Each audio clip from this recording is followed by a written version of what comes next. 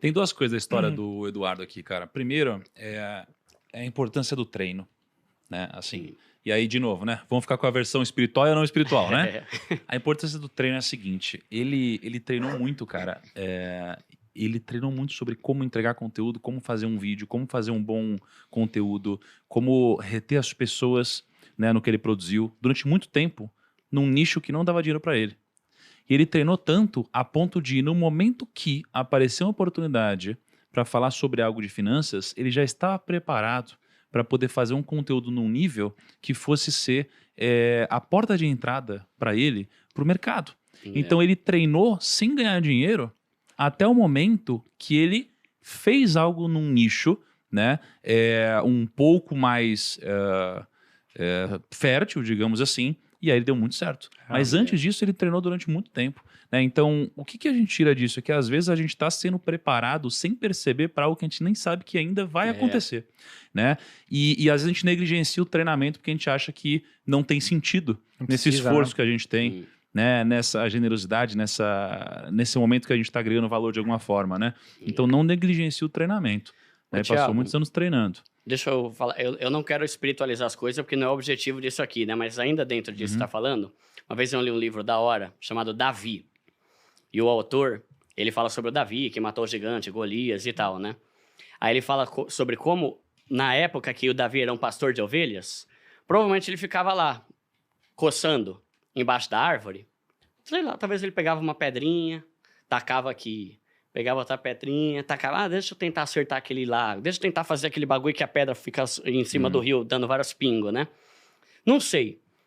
Mas essa habilidade de ser bom atacando pedra transformou ele num rei.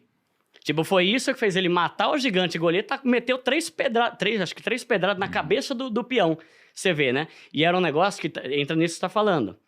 O tempo anterior de Davi, talvez ele falou, pô, que saco, velho, ser pastor de ovelha, mano, baita bagulho chato do caramba, meus irmãos tudo guerreiro, soldado lá, e eu aqui cuidando de ovelha, tacando pedra aqui. E foi exatamente o que ele precisou para se tornar o rei, né? Então, entra nisso, né? Não desprezar as coisas, as oportunidades que a gente tem no dia que a gente tá fazendo, né? Tem um propósito, né? E pode ser que hoje não, mas lá na frente sim, né? É verdade. Quer ouvir mais uma história de espiritualidade ou não? Pode falar. É aquela lá da... Teve uma aí recente da Mega Sena aí, cara. Teve uma da Mega Sena, eu mandei até pro Kaique. Da Mega Sena? Da Mega Sena. Não, fala você Vou então. contar essa daí, ó. Aconteceu agora na Mega da Virada. A Mega da Virada estava acumulada em 500 milhões. Nossa, não acredito. Né? E aí a galera jogou e teve uma mãe lá que ela fez uns joguinhos, deu pro filho também fazer uns joguinhos. Aí o filho, né, era moleque, Putz, eu vi isso fez aí, uns jogos meio tipo 1, 2, 3, 4, depois ela ensinou, ele começou a fazer direito. Aí ele fez um lá e ela não registrou o negócio. Não registrou o jogo. E ela só jogou, pelo que tava lá na matéria, porque ela sonhou que tinha ganhado. Só que aí ela não registrou os jogos do filho, pelo que parece lá.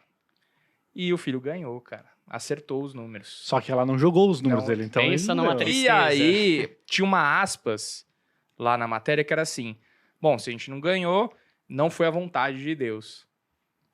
Aí eu falei pro Lucas assim, cara, é a clássica história do barquinho. A mulher se afogando, falou assim, passou um cara com um navio e falou assim, vem cá, eu vou te salvar. Ele falou assim, não, pode deixar. Cara, sonhou, velho. Jesus vai me salvar. Meu, se meu cachorro tivesse feito um jogo, você sonhou, cara, manda ver, velho, tá ligado? Isso é foda, né? Olha aí. Agora... É que tem um negócio que o Edu falou e tem muito sentido com uma das minhas palavras para esse ano, e que é generosidade. Né? Então olha como a generosidade mudou a vida do Eduardo. Né? E eu tenho uma história muito interessante com generosidade, mas antes eu preciso contar um epílogo disso daqui. Né? Acho que eu já devo ter contado em algum lugar, mas só para resumir. No momento que eu fui batizado, né? A história muito rápida foi o seguinte, eu não sabia ainda direito o que era o batismo, né? E aí eu perguntei para Deus, falei, Deus, eu devo ser batizado? E no outro dia, uma pessoa apareceu com um celular e mostrou, e falou, nossa, eu não sabia que era para você, mas eu escrevi isso e vim para cá para te mostrar isso. Aí, o que é isso? E aí ele mostrou escrito, e tinha a data que ele tinha escrito, eu tenho um print disso, ele dizendo assim, poxa, em verdade vos digo que só quem nascer de novo da água e do Espírito, né, pode entrar no reino dos céus. em resumo, ser batizado. Eu falei, caraca, então Deus me respondeu. Né? Muito rápido. E aí, então, eu já entendi que eu precisava ser batizado. E enquanto eu já tinha decidido isso, que era um direcionamento de Deus, eu comecei a estudar sobre o que era batismo. Beleza. Então, comigo, as coisas com Deus têm acontecido dessa forma. E agora, falando sobre generosidade, aconteceu uma nova. Eu não sei se foi para vocês. Eu acho que não. Quando começou agora, né? Eu fui para Israel pela segunda vez no Sim. final do ano passado. E eu fui junto com o Kepler e algumas outras pessoas, né? Foi o Cláudio Duarte, foi uma galera legal. E aí a gente foi visitar várias startups, falar de negócios, e a gente também foi fazer o nosso tour de espiritualidade, digamos assim, né? É muito legal. E aí, o Kepler me convidou para ir na viagem. E o Kepler, uma pessoa muito generosa, ele não queria deixar eu gastar nada. Ele não queria deixar eu gastar nada. Ele me deu um bolinho de shekels, assim que eu cheguei. Aí ele falou, toma aqui. Me deu no aeroporto. Eu falei, não, irmão, pelo amor de Deus, que isso? Ele falou, toma aqui, ó. É seu, você é meu convidado, te tratar bem e tal. Eu falei, porra, tá bom, né? Um bolo de shekels, assim. Eu não sei, devia A ter... moeda do local lá. devia ter uns, sei lá, $1.500, talvez, alguma coisa assim, né? Se fosse converter. Aí eu peguei, ficava com esses shekels no bolso. Aí todo dia a gente ia lá, tinha um passeio, tinha alguma coisa, alguma visita, a gente ia em algum lugar. Aí eu queria pagar. Aí ele falou, não, você não vai pagar. Eu falei, caraca. Aí chegava de novo, eu vou pagar. Você não vai pagar. Vou pagar, você não vai pagar. Aí eu tentava pagar escondido. Aí você não vai pagar. Eu não deixava pagar nada. Nada. E eu lá vivendo assim, poxa, hotel incrível, experiência incrível, tudo incrível. E eu não pagava nada. Aí chegou no penúltimo dia, a gente foi visitar um lugar, uma igreja e tal. Aí tinha um negócio de oferta, né?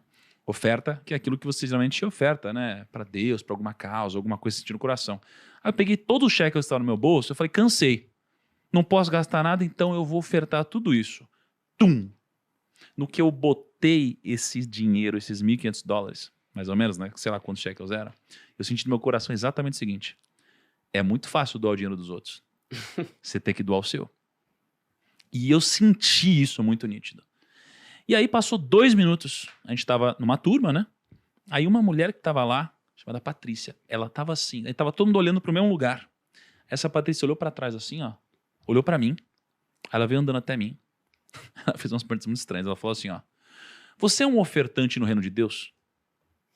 Aí eu olhei. Eu falei, sim, né? Eu faço algumas ofertas assim esporádicas e tal. Fiz, né? Aí eu falei, sim. Aí ela falou assim, mas você tem sido generoso? Aí eu falei assim, aí eu olhei pra cima, pensei. Falei, perto do que eu poderia ser, eu acho que não. Aí ela começou a chorar. Chorar muito, imediatamente. Ela falou assim, eu senti de Deus, Deus mandou eu vir aqui te perguntar isso e dizer que a minha vida mudou quando eu comecei a ser mais generosa.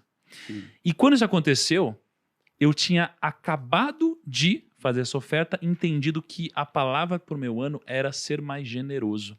Então, o que isso mexeu comigo? Isso mexeu comigo num questionamento que eu estava me fazendo sobre se eu devo dar o dízimo e se eu devo ofertar mais. Era essa a pergunta que eu tinha feito um dia antes.